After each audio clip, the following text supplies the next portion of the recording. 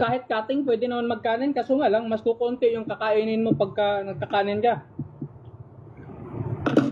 Pagkumparahin mo kasi yung kanin at saka kamote, ang 100 grams ng kamote nasa 80 calories lang.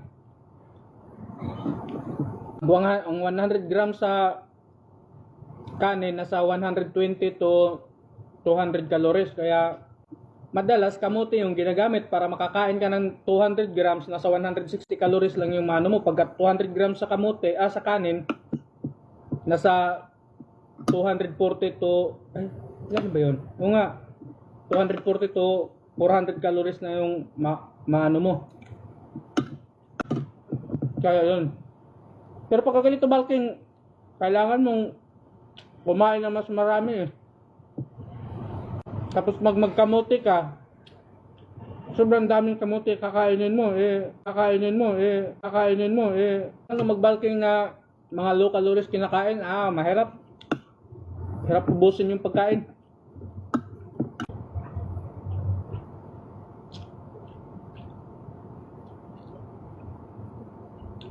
Kaya nung una, lagi ko pang sinasabi na healthy foods. Pag healthy foods lahat, di pala basta-basta makakaya pagka healthy foods lahat.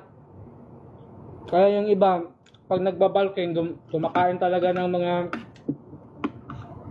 high calorie foods.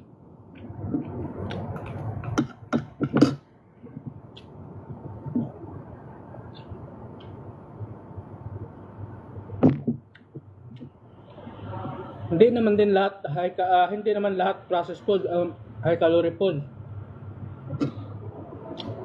Parang ano lang, yun nga lang yung sinasabi nila, parang 80% na malinis, 20% na medyo tawag na?